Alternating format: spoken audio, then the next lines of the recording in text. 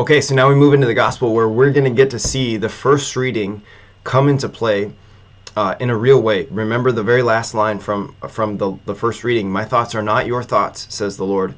My ways are not your ways. As high as the heavens are above the earth, so high are my ways above your ways, and my thoughts above your thoughts. So in other words, God thinks differently. His way of thinking is superior to ours, but what we're going to notice here is he especially thinks differently. So our passage is from Matthew chapter 20, verses 1 through 16, which maybe if you're following along, you notice then we skipped over an entire chapter, and I have no idea why we skipped over an entire chapter. I'm a little irritated because some of the things in this chapter 19 are among my favorite things, talking about the rich young man, talking about the blessing of children, of course, the teaching about marriage and divorce, and ultimately a teaching about celibacy and choosing that for the sake of the kingdom. We skip over it, and that's too bad. We'll have to do a Bible study for another time at another place. I'll let you know. If we get around to that. Anyway, Matthew chapter 20, verses 1 through 16. Okay, here we go. Jesus told his disciples this parable. The kingdom of heaven is like a landowner who went out at dawn to hire laborers for his vineyard.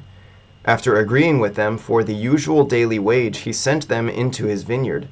Going out about 9 o'clock, the landowner saw others standing idle in the marketplace. And he said to them, "You too go into my vineyard, and I will give you what is just." So they went off. And he went out again around noon and around 3 o'clock and did likewise. Going out about 5 o'clock, the landowner found others standing around and said to them, "Why do you stand here idle all day?" They answered, "Because no one has hired us." He said to them, "You too go into my vineyard." When it was evening, the owner of the vineyard said to his foreman, "Summon the laborers and give them their pay, beginning with the last and ending with the first." When those who had started about 5 o'clock came, each received the usual daily wage. So when the first came, they thought that they would receive more, but each of them also got the usual wage. And on receiving it, they grumbled against the landowner, saying, "These last ones worked only 1 hour, and you have made them equal to us, who bore the day's burden and the heat." He said to one of them in reply, "My friend, I am not cheating you. Did you not agree with me for the usual daily wage? Take what is yours and go. What if I wish to give this last one the same as you? Or am I not free to do as I wish with my own money? Are you envious because I am generous? Thus the last will be first, and the first will be last." Okay, this is a tricky parable from the Lord. Now remember, I've mentioned this before, but it can be easy. We haven't had a parable necessarily like this anyway for a while, which is that the parables are told with a couple of ends in mind. One of them, yes, is to reveal something about the kingdom, and so there is an aspect of reading parables that can sometimes make it easier for us to understand the kingdom of heaven. So when Jesus says the kingdom of heaven is like this, he's saying, okay, well, I'm trying to reveal something about the kingdom. At the same time, there's something about the parables that are concealing. In other words, there's something about the parables that we really got to kind of work through and think through, and maybe we won't even be able to fully think through it in one sitting, but maybe over a period of time, maybe over the course of our entire lives, we can really wrestle with a parable. And so I'm sure you can see this already in this parable, this one little passage from Matthew chapter 20, that maybe both of these things are revealed, that there is something about the kingdom that is revealed here. And there's also something that is mysterious or maybe unsettling. It can potentially be a response that we have. So let's just walk through it, rather slowly. So we're talking about here a landowner, a wealthy landowner, and day laborers. And we don't see this as often, although these do exist even in our country, in the United States, that there are places, especially in bigger cities, where people who they just want to work for the day, they can go to a day laborer place and they'll be hired out. In fact, I know people who have done this. I've seen people who have done this, and they'll go and they'll just like find a job for the day, and then they get paid at the end of the day. This is what we're talking about here. People who were just looking for work for the day, and then tomorrow they would have done the same thing, and then they would do the same thing again. But if ever there was a day that they just didn't want to work, or whatever, then they wouldn't. But anyway, they would go to work, and there was a daily wage that people would be paid as they were hired. And typically they were only hired right away at the beginning of the day, which it says at dawn, and typically that's 6 a.m. something around that, like right when the sun comes up. So anyway, so they would have been hired, and the daily wage that they would have received was a denarius, however you want to pronounce it. So anyway, anytime you see in the gospel something referring to a denarius, we're talking about the daily wage that was given to a day laborer, typically paid by a wealthy landowner, something like that. Okay, so anyway, he sends people into, he agrees with them for the usual daily wage, and he sends them into his vineyard. Go and work in my vineyard. But then he does something strange, and this is where things get a little bit tricky. He goes out again 3 hours later. It says at 9 o'clock. A more literal translation is at the third hour, which of course 3 hours after dawn is going to be about 9 o'clock. And then he sees others standing idle in the marketplace. Now this is again where I start to wonder, like, okay, where were they before? Were they standing there before and he just didn't hire them, or did they show up a little bit late to the day laborer station? Who knows? But he sees them standing idle there, and he doesn't want them to be idle. So he's like, okay, well, you go into my marketplace, you two, or you go to in my vineyard, and I will give you what is just. So now he changes from the daily wage to what is just. Now again, for a day laborer, the just wage for a full day's work is the denarius. So when he says, I will give you what is just, I don't know what the deal is, and maybe there's conversation that's taking place, and so it's like, okay, it's still the denarius, I'll give you the daily wage, whatever.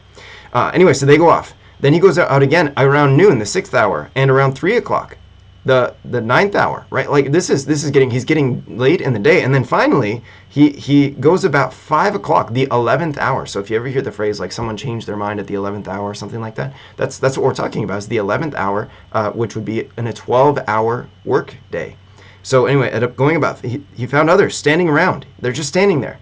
And he says to them, why do you stand here idle all day? Again, and this is the thing. They say, because no one has hired us, which gives the implication that they've been standing there the whole day. And so to me, it's just like, okay, are we dealing with a blind landowner? And Jesus didn't just tell us that? Because like this guy seems a little, or maybe he's going to a different place. I mean, who knows? Who knows what the deal is? But it seems like he's going into the same marketplace and finding people that are standing around, when in fact, like, why didn't he just stay in the marketplace all morning? Like, why does he go back into his vineyard? Why didn't, anyway, it's a mystery. I don't know the answer. But nonetheless, he hires them and they go. He's like, you two go in my vineyard. To do what? To work for like an hour. Because when it was evening, which would have been around 6 o'clock. So these last people would have worked for 1 hour. The first people would have worked for about 12 hours. So 12 hours, bearing the heat of the day, working in the vineyard nonstop. Maybe they would have gotten a break for a meal or something, but nonetheless, they were working for 12 hours. And these last people are working for 1 hour, and then a whole bunch of people in between. So anyway, the owner of the vineyard said to his foreman, summon the laborers and give them their pay, beginning with the last and ending with the first. And then what? When those who started about 5 o'clock came, who worked 1 hour, about 1 hour, each received the usual daily wage, the denarius. They received the full day's work for working for 1 hour about. So when the first came, of course, they're going to think, well, we're probably going to receive more, because this is incredible. And so you can imagine, now this, again, it's like, oh man, this is crazy. So you can imagine as they're waiting in line, like, wow, this guy's really generous. This guy's really, he's giving them more and more and more. And it's like, oh, I can't wait to see his generosity pay off for us. Like this is going to be awesome. He's going to give us, who knows, maybe 12 times as much. If he gave them the full amount, maybe he's going to give us 12 times, maybe at least twice amount, who knows? And then what? But each of them also got the usual wage, the denarius, the one. And on receiving it, they grumbled. So you can imagine the shift in their mindset before, thinking that he was so generous and good, looking at what he gives to others. But then when it comes time for what he gives to them, which is what they agreed to, they start to grumble and complain against him, saying, these last ones worked only 1 hour, and you've made them equal to us who bore the day's burden and the heat. This is uncomfortable. It seems like the owner of the landowner seems, in our mind, he seems unjust. He seems like this is unfair. Why did they get the full day's wage, and we who've been working in the vineyard of the Lord or in the vineyard of this landowner for so long, why don't we get more? It doesn't make sense, right? So like you can see the grumbling. You can see the sort of twist in the parable that this guy seems unjust. He seems a little crazy because he's hiring people an hour before the day's up, knowing he's going to give them a full day's wage. It just seems wasteful. It seems wasteful, similar to the king in last week's parable. I guess we did have a parable last week. That he did what? He loaned this guy, or he lent this guy an exorbitant amount that he knew he would never be able to pay him back. Like, what was it, the number? I don't remember. It was like $5 billion or something. Like, what are you doing? You crazy man. Like, what's the deal? Anyway, so this is the same kind of thing. The landowner knows he's going to give, he's not getting a full day's work, but he's giving a full day's wage. But then he is getting a full day's work and he's still giving the same amount. Anyway, so how does he respond? He said to one of them in reply, "My friend, I am not cheating you. Did you not agree with me for the usual daily wage? Take what is yours and go." Right? So he's like, again, this is like God doesn't think like we think. We think that we see other people getting a full reward, and so we think to ourselves, well, we're going to get a fuller reward if we've been at it longer. When the Lord is saying, no, we agreed to this, and I'm going to give you what we agreed to, just like I'm giving to them what was agreed to. What if I wish to give to this last one the same as you?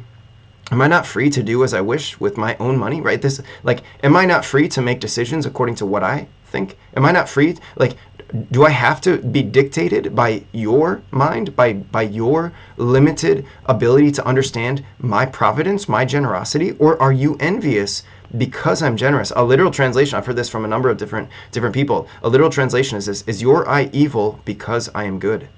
At the sight of God's goodness toward other people, are we envious of them? Do we actually become resentful toward them?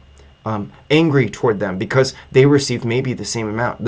You can think of people who have conversions later in their life. You know, they've been away from the Lord, and maybe if you've been following the Lord for a long time, you can think, well, that person gets the fullness of heaven, I get the fullness of heaven. It seems like I should get a fuller amount of heaven. And the Lord's like, no, that's not really necessarily how it works. In heaven, we will all be full as we can be, and so we won't know any lack, in fact. So anyway, so the Lord says the last will be first and the first will be last, which is kind of a confusing thing. But what I want to focus on is this: the one phrase from the Lord, which is just 2 words. He said to one of them in reply, "My friend, my friend." And so, like, to me, I hear that, and that strikes my attention, because this parable is only in the Gospel of Matthew. So we can't look at other translations in the other Gospels, Matthew, Mark, Luke, or John, to see, you know, like, how does it work out there. In this Gospel, in this parable, which is only in this Gospel, he says, "My friend." What is a friend? A friend is somebody that you know well, that you have a mutual affection toward. And here, the owner of the land, the vineyard owner, is what? He's calling this day laborer who's borne the day's heat. He's calling him his friend, my friend. Don't you know that we know each other? We have a bond, this mutual affection toward each other. He doesn't call these other people his friends. And I'm not saying that people who have conversions later in life are not friends of the Lord, but what I'm saying is that people who, you know, if we're ever tempted to look at the generosity of the Lord, whether it's spiritual gifts that he gives them or the grace of conversion for people that we don't really particularly care for, and we might be angry, we might be upset with the Lord about different things, and he looks at us, and if we're following him, if we're truly following him, he just says to us, yeah, but we're friends. We're friends. You don't have to be envious. You don't have to be worried that I'm generous toward them, because we're friends. Like, I'm generous towards you too, and it's okay. It's gonna be okay. Anyway, I just think it's a really powerful thing. But I think within this reflection, or within this parable, there's certainly cause for reflection about how do we expect God to act. What are the expectations? Because the Lord is saying the kingdom of heaven is going to take your expectations many times and flip them upside down. Because why? Because his ways are not our ways, and his thoughts are not our thoughts, but instead they are superior to ours, and they're different. And he invites us up to his level. And so within this parable, it is mysterious, but he's also inviting us to let the mystery be something that actually penetrates into us, so that we can begin or continue to grow in our way of thinking, to think like he thinks. To become his friends, you know, like that's an incredible thing. So anyway, what a beautiful passage, a beautiful thing, as difficult as it might be sometimes, to I don't know, see God's goodness toward other people. I mean, hopefully it's not difficult, actually. Hopefully we can all rejoice with those who rejoice. Like, that's the goal. Friendship with Jesus will lead us to actually loving, seeing his grace at work in the lives of other people. Beautiful. Okay, we'll see you for the next video. God bless you. Peace.